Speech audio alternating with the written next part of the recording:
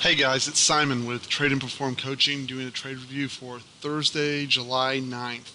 And man, what a crazy, awesome, cool day today was.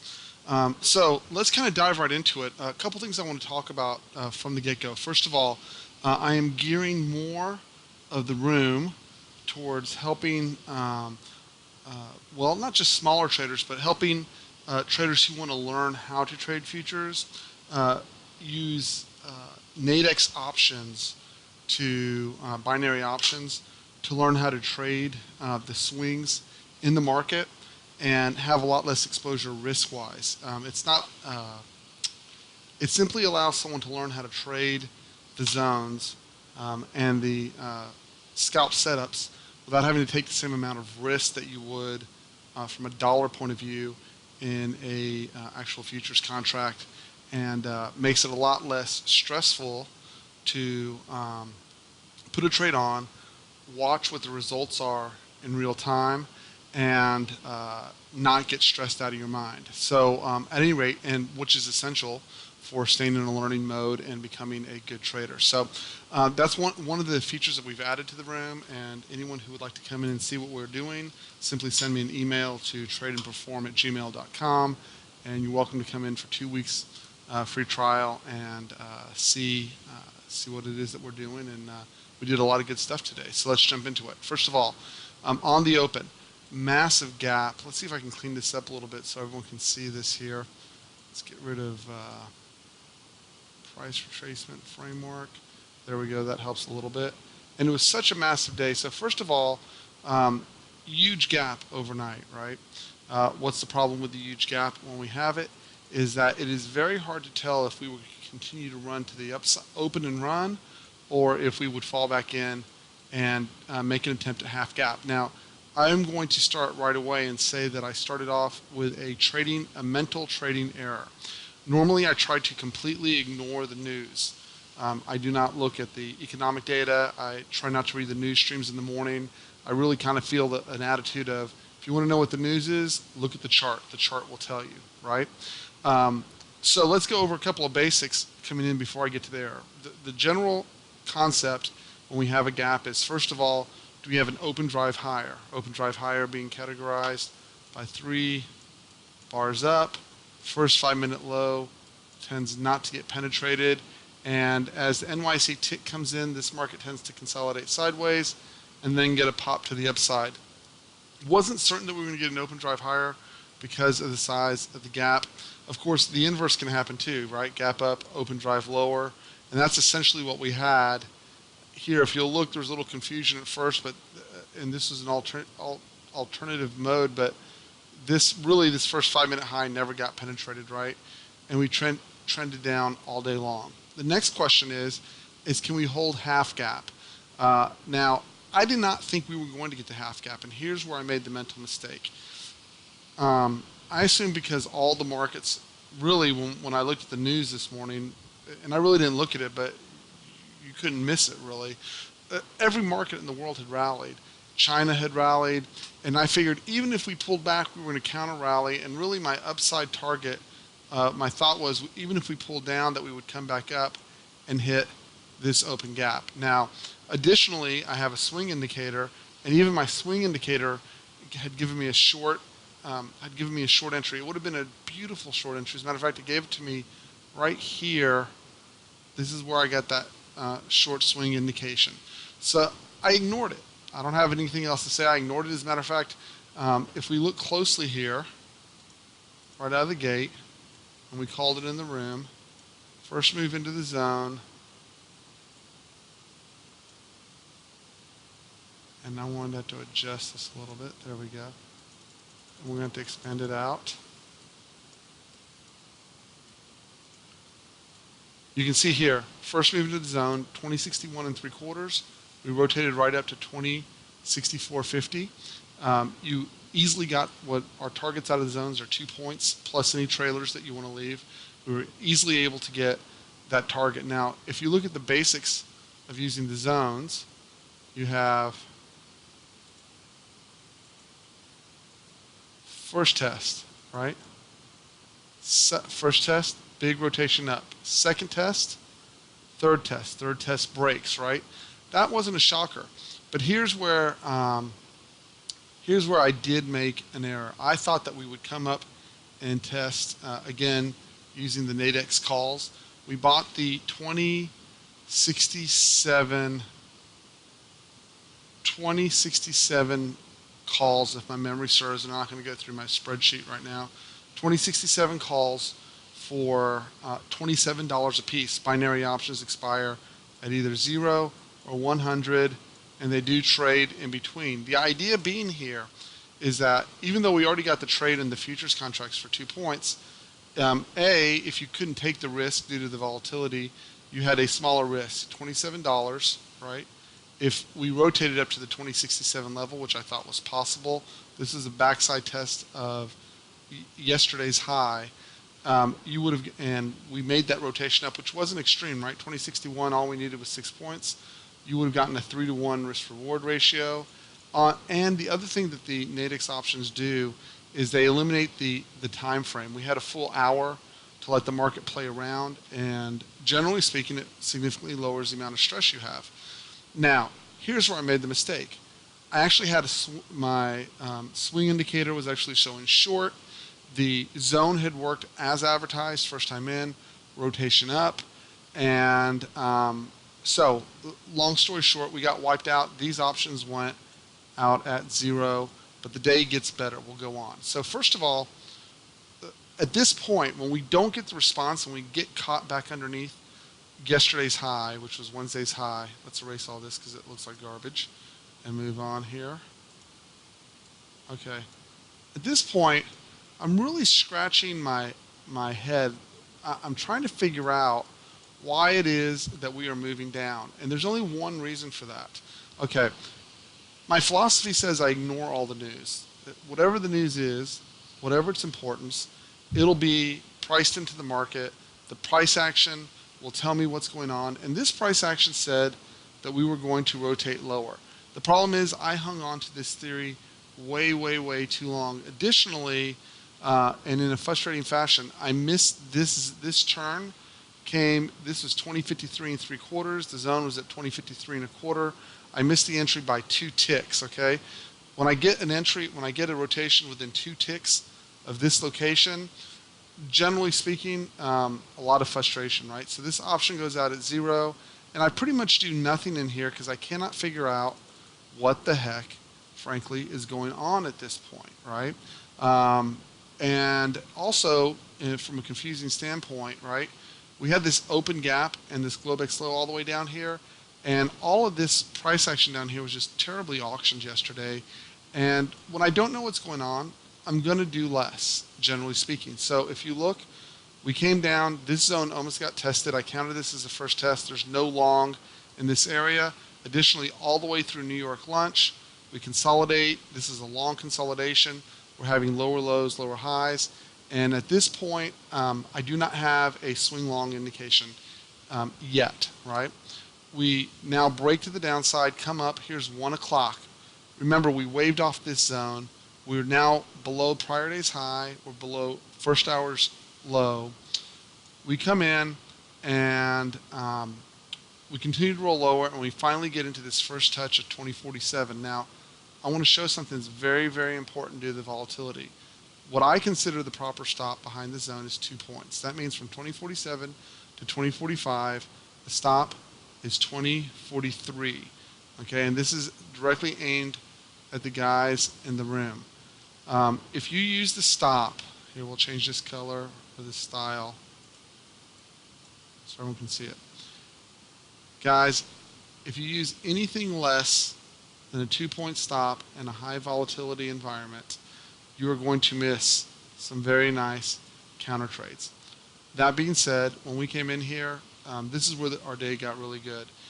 In addition to being long, I did get a long here, although I got my trailer stopped out. I kept my, oddly enough, I kept my stop too tight here on my trailer. I pulled it up to make sure that I locked in a profit on the trade as a whole and got tagged out on this move right here. I should have kept it at my swing low. Anyways, I made an error in judgment on the trailer, but I got my 2 points. When we were back here at 2045, I called that I was getting a swing long indication.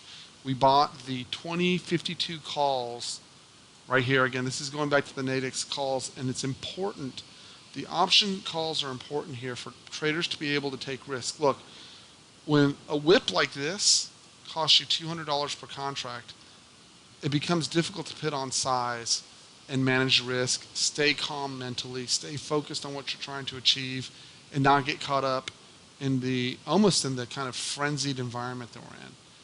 And we bought the calls. I want to say we bought the calls for 20 and a quarter. I could be off a little bit on that, but we bought the calls for 20 and a quarter. We then have a beautiful rotation up, starting at 40 all the way through 50. I think the highest it got was 58. We scaled heavily, if not all the way out of the trade. Additionally, while we were up here at 2052, this is essentially a double on the Nadex calls. They go from 20 to 40 and plus higher, right? And while we were up here, I then sell the 2040,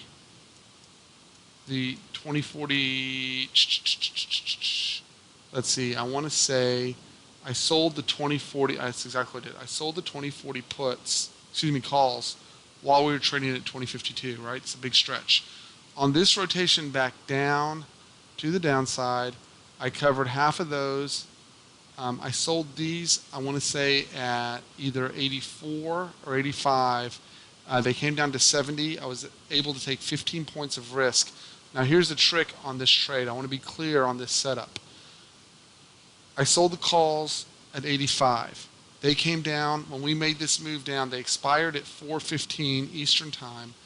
I took half the trade off, right, for a 15-point profit. That meant that the balance had zero risk because the binary option cannot go out more than 100. I'm locked at that point. We rotate back up.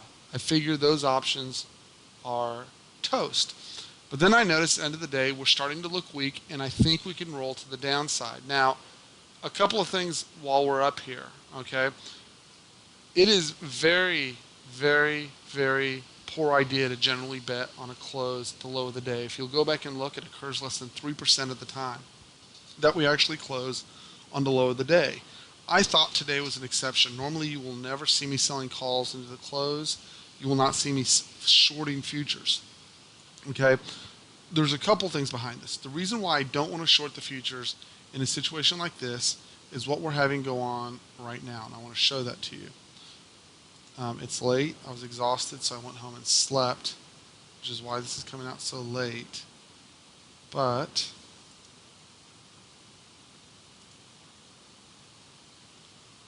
okay, don't rotation lower. I know what I need. Here you go.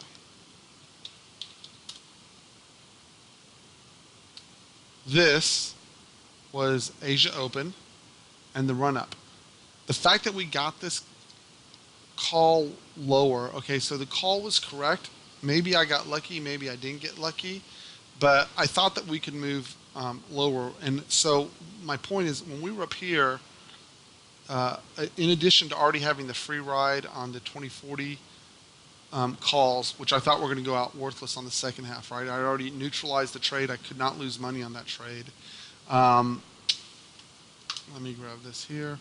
When we were right up here, I sold the 2043, which is this strike price right here.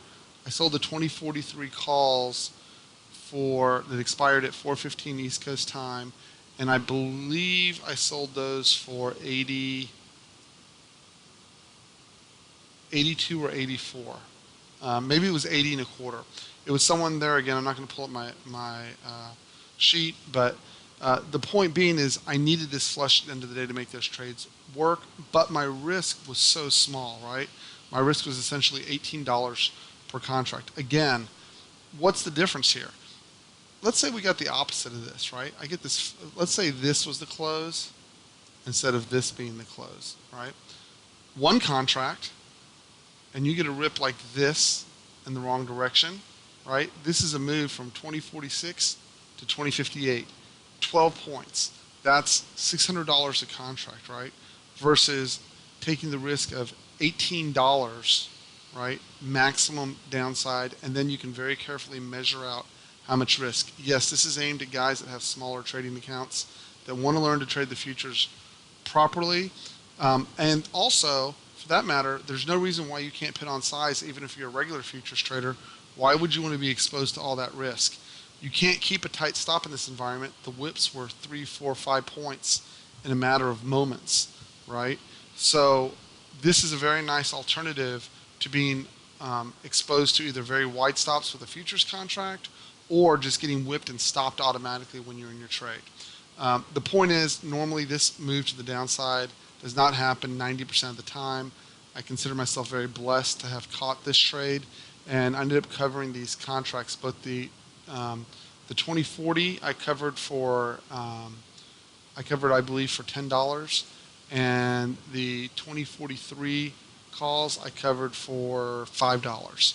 So again, that's a very nice profit, risk reward return on that trade, and it's a very attractive way to learn how to moderate risk for a smaller trading account or take risk off even for larger traders. It's very attractive. So we had a good day all the way around. We caught I started the day off. The zones worked very nicely out of the gate. We knew when to pass on the zones, when to take the zones, and the zones in general have been working very, very well. Really, for the last couple of weeks, they've been really quite effective. Additionally, our swing trades have been working extremely well, and now that we've added this element of the Nadex binary options, we've opened yet another stream to open to profits, or a profit stream, I guess you would say. I'm so tired, guys, so I know that I'm kind of talking over myself at this point. The ranges have been, in the 24 hours, I'm going to leave you all with this. The ranges have been 40 points on ES, right? So if you look at here's 2040, we can make it, right? It's within realm that we could trade as high as 2080 tomorrow. It's also within the realm that we could trade as low as 2000. As we speak right now, we're trading at 2061 and 3/4. Anything is possible. The way I'm approaching the day tomorrow is I'm not going to try to guess what's going on. It really doesn't matter. I'm looking at rotation size. I'm going to look at my proprietary swing indicator to make a decision as to whether I'm getting swing highs or swing lows. And then, of course, first touches into the zones, guys, are very, very valuable. I can show you that here. First touch in, 2 points. We barely missed the zone here, but for 2 ticks. Otherwise, we would have had a very nice rotation here. First rotation up into the zone, backside test. Beautiful rotation lower. First time into the zone here with an appropriate stop, which has always been 2 points behind the zone. Beautiful rotation back up. First time in. And when I say first time in, if you look, we really never got a lot of daylight. That would be the word I'm looking for. A lot of daylight between breaking into the zone and the backside of the zone. This is the first nice rotation up. We pause right into the zone, rotate lower. Now, realize I'm not making these zones up as I go along. I've already posted the zones tonight to all the members in the room, and so these are all preset.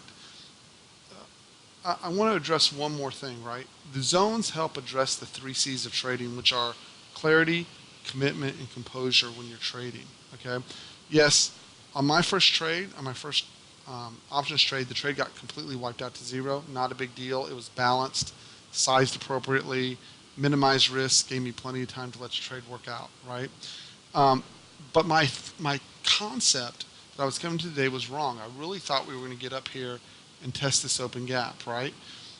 Notice that when you have a structure and a game plan, right, even if you get the main concept wrong, the zone still provided me with profitable trades to take and a way to restructure the day to go, hey, wait a minute, my thinking isn't exactly right. Let me get it reset and right sized so that by the end of the day, I had a fantastic day. Anyone is capable of doing that, but you can't do that unless you have a base core structure to work off of. And then that allows you to adjust as you're moving forward. And I think today was a great example of that. Anyways, it's late.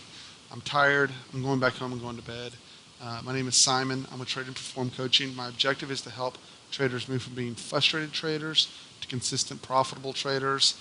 If you need some help, come to the room, check it out. If you need some one-on-one coaching, um, you're welcome to email me, and we'll see if we can't work something out time-wise. That's gotten a little more difficult. But I am looking forward to having more traders who are wanting to learn how to trade futures, and I'm hoping these Nadex options will be received well and will open a door and an opportunity for people to be able to learn without having to take as much risk as you do in the futures market by trading the actual contracts. I think it will remove a large degree of fear that traders experience when they're learning to trade futures and help them preserve their capital so they can get past the initial learning curve. Anyways, everyone have a great night. I will talk to y'all tomorrow in the morning. If you'd like to join, email me, and I'll send you a link to the meeting in the morning. And then later in the day, I'll be able to set you up with a invite to have the private Twitter stream so that you can join us for 2 weeks. Anyways, have a great night, guys. Talk to y'all tomorrow.